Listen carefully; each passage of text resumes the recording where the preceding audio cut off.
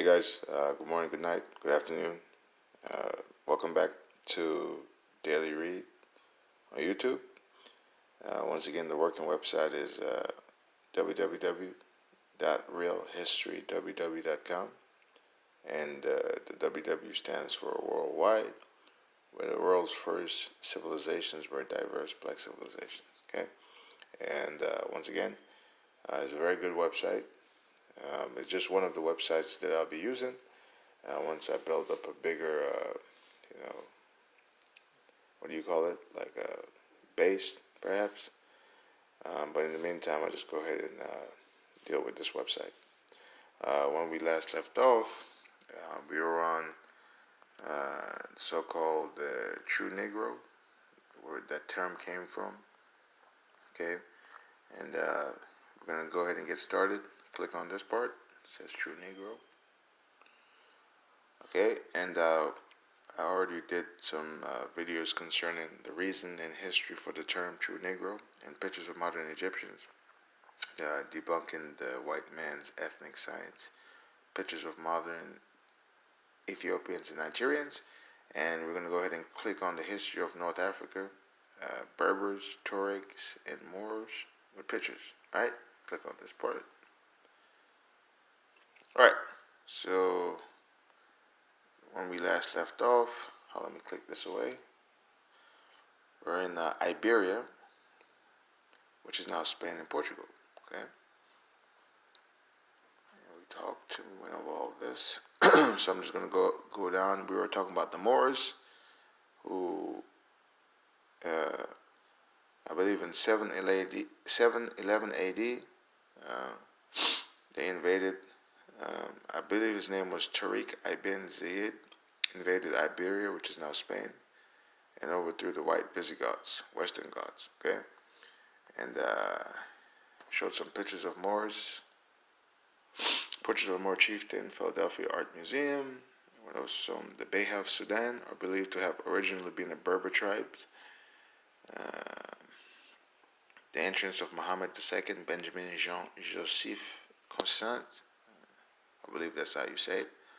Muslim Spain and European culture. Okay, shows you some palaces. That's a recap here, folks.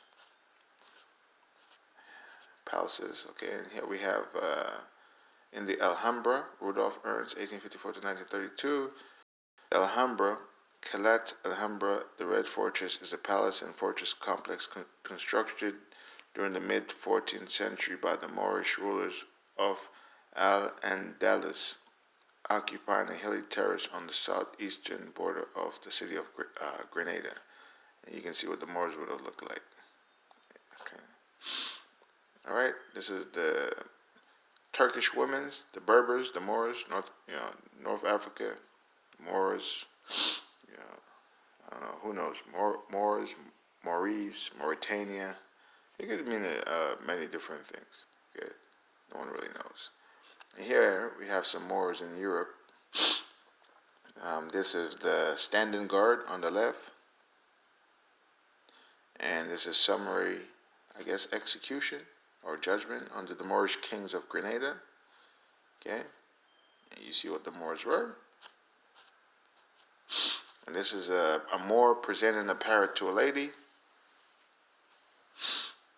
Okay. And when we left off, we were at the Moorish bath, so we're going to continue from here. So Moorish bath, Turkish woman bathing, number 2, Jean-Léon Geron, and a portrait of a Moor soldier. Okay, so we can look and see what the Moors were. Now let's begin, guys.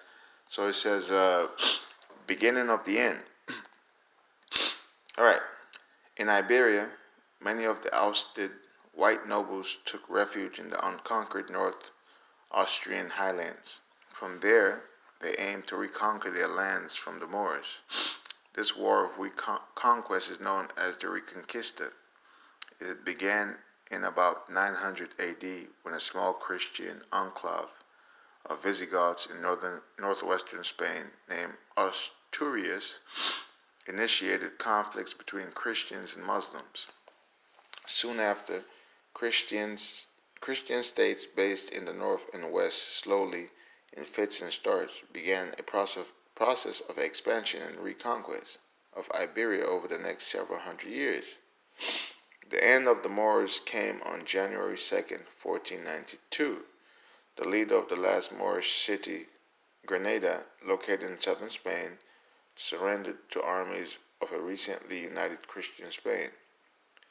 After the marriage of Ferdinand II of Aragon and Isabella I of Castile, this ended the 800-year reign of the Moors in Iberia, which is modern-day Spain.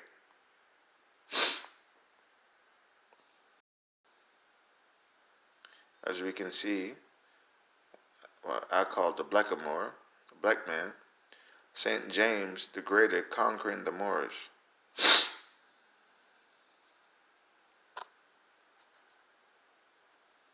And you can see the background. It's a lot of Moors in the background also. Alright, so this is called the Surrender of Grenada. Guys, forgive me, I have a little slight have a slight cold this morning. I don't know why, but I do. But anyways, gotta move on. The Surrender of Grenada. Here we have a sultan with a tiger, Rudolf Ernst, 1854-1932. By some historical accounts, in 1491, Muhammad, I guess the seventh, was summoned by Ferdinand and Isabella to surrender the city of Grenada, and on his refusal it was besieged by the Castilians. Eventually, on 2nd January 1492, Grenada was surrendered. In most sumptuous attire, the royal procession moved from Santa Fe to a place a little more than a mile from Grenada, where Ferdinand took up his position by the bank of the Genil. A private letter written by an eyewitness to the Bishop of Lenin only 6 days after the event recorded the scene. With the royal banners and the cross of Christ plainly visible on the red walls of the Alhambra, the Moorish Sultan, with about 80 or 100 on horseback, very well dressed, went forth to kiss the hand of their highnesses. According to the final capitulation agreement, both Isabel and Ferdinand will decline the offer, and the key to Grenada will pass into Spanish hands without Mohammed VII having to kiss the hand of Los Royas, as the Spanish royal couple became known. Mohammed VII, I believe, indomitable mother, insisted on sparing his son this final humiliation. The Moorish Sultan was received with much love and courtesy, and there they handed over to him his son, who had been a hostage from the time of his capture. And as they stood there came about 400 captives of this who were in the enclosure with the cross and solemn procession, signing the Te Deum Laudamus, and their highness dismounted to adore the cross to the accompaniment of the tears and reverential devotion of the crowd, not least of the Cardinal and Master of Santiago and the Duke of Cadiz, and all the other grandees and gentlemen and people who stood there. And there was no one who did not weep abundantly with the pleasure, giving thanks to our Lord for what they saw, for they could not keep back their tears. The Moorish Sultan and the Moors who were with him, for their part, could not disguise the sadness and pain they felt for the joy of the Christians, and certainly with much reason on account of their loss, for Grenada is the most distinguished and chief thing in the world. All right. And you notice they're already starting to paint the Moors as lighter complexion peoples. Well, obviously we know the Moors as we've seen in pictures before with blacks, but you know. Anyways, the capitulation of Grenada by Muhammad VII confronts Ferdinand and Isabella by F. Pradil Ortiz, and this was painted in 1882. So you already know what time it is with these people. Okay, Christopher Columbus seemed to have been present. He refers to the surrender of the first page of his Diario de las Derrotas y Caminos. After your highness ended the war of the Moors who reigned in Europe and finished the war of the great city of Grenada, where this present year, 1492, on the 2nd January, I saw the royal banners of your highness planted by a force of arms on the towers of the Alhambra, which is the fortress of the said city. I saw the Moorish Sultan issue from the gates of the said city and kiss the royal hands of your highness. Exile. Legend has it that as the royal party moved south toward exile, they reached a rocky prominence which gave a last view of the city. Muhammad VII reined in his horse and surveying for the last time the Alhambra in the green valley that spread below, burst into tears. When his mother approached him, she said, "Weep like a woman for what you could not defend as a man." The spot from which Muhammad VII looked for the last time on Grenada is known as the Moor's last sigh. El último suspiro del Moro. It's probably not true, as we know. White people do tend to lie. Okay, so now what I was talking about earlier, I'm going to read right here. The Moor's Last Sigh, Francisco Pradilla y Ortiz, 1848 to 1921. Note the faces above. Already the move is afoot to depict the Moors as white peoples. Oh yeah, that's no coincidence there. Muhammad VII was given an estate in Lahore de Andarax, Las Alpujarras, a mountainous area between the Sierra Nevada and the Mediterranean Sea, where he soon crossed the Strait of Gibraltar to Fez, Morocco. Excuse me. The Spanish Royal Secretary Fernando de Zafra mentioned in his letter of 9 December 1492 that Muhammad VII and his followers leave Andarax, which left 1 month to go to Tlemcen, where he stayed little longer. He left in September or October 1492. He explained that his wife died in Andarax, is that it is buried in Monduhar. The remaining Muslims and Turkish Khazar Jews, not Hebrews, of Iberia were forced to leave Iberia or die, or convert to Roman Catholic Christianity. Many of the Khazar Jews who were expelled from Spain and Portugal immigrated to Holland, where they set up the Dutch West Indies Company, a prime mover in the Atlantic slave trade. Ironically, 8 months after the last Moorish city fell, it was the nearby town of Palos, on the even of August the 3rd, 1492, that Christopher Columbus would depart from Palos on his journey to the Americas, one result of which would be the Spanish and Portuguese Atlantic slave trade.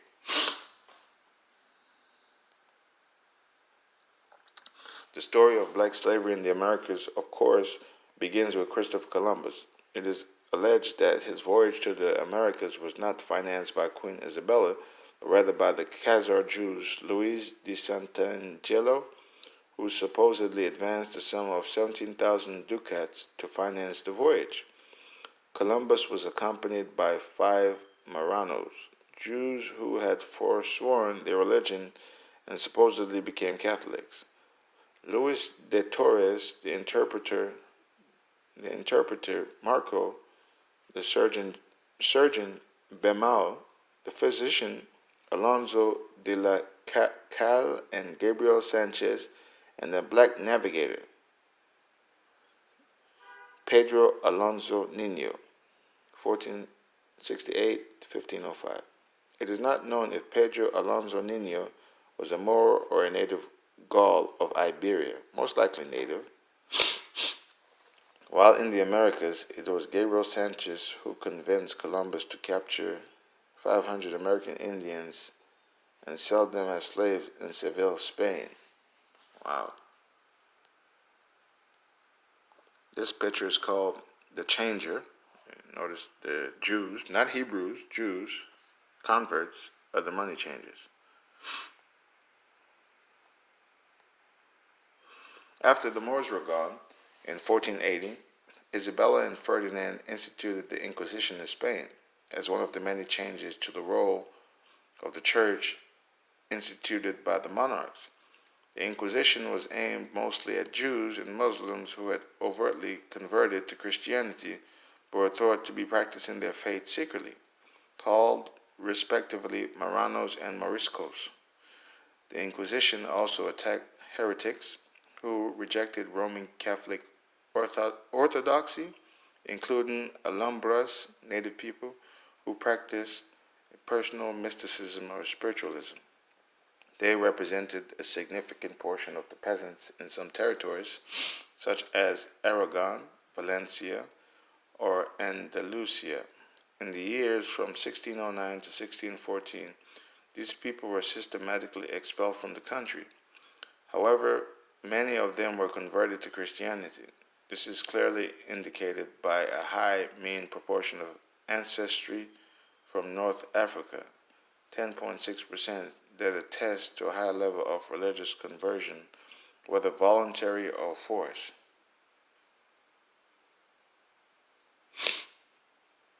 At the end of the Reconquista, it is estimated that about a third of the Moorish population had been killed or enslaved. Another third immediately left, while a third tried to live in Christian Spain. However, for most Moors, the persecution and forced conversion to Catholicism of the Muslim population during the time of the Christian Reconquista caused a mass exodus. Many found life under Christian rule intolerable and passed over into North Africa. This is considered the main reason why the number of Muslims had shrunk to a relatively small fraction of the total population by 1500. Okay? The defeat of the Moors was, of course, a great moment in white history. It was duly commemorated in the coat of arms and flags of many former kingdoms of the Moors. The identity of the four defeated Moor kings depicted on the coat of arms is unknown. Okay? So let's blow this up just a little bit. Okay? So this is the coat of arms, Spain, of Aragon, Spain. As you can see, the Moors were black folks. Flag of Aragon, Spain. Okay? Flag of Corsica, France. Black peoples are the original Europeans everywhere, folks. Flag of, I believe it's of Sardinia, Italy. Okay? Coat of arms of Algarve, Portugal. Okay? Painting from the book Comentarios de las Cosas de Aragon, 1878, depicting Moors, meaning unknown. Alright, so let's put this back down smaller, if we can. Okay. Sometimes it gives me a hard time. There we go. Meanwhile, in Egypt, 935 AD, ushered in the Ikhshidid dynasty of Muhammad ibn Tugh, a Turk from Uzbekistan in Central Asia. But the Ikhshidid dynasty was usurped by the Abyssinian slave tutor named Kafur. He ruled Egypt with the Caliphate's sanction until his death in 968 AD. Kafur wisely forsook white Turkish troops and instead used Berbers as the mainstay of his army. The Berbers have since fallen on hard times, even to losing their identity. For today, as is the case with all of the ancient blacks, the mixed race people, and even the whites now call themselves Berbers. So here are the real Berbers. And the Berbers lived in what is now North Africa. Okay.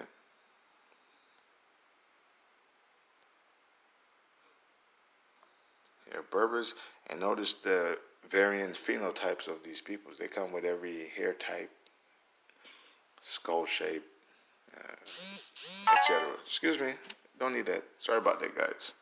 Anyways, moving on. Berbers.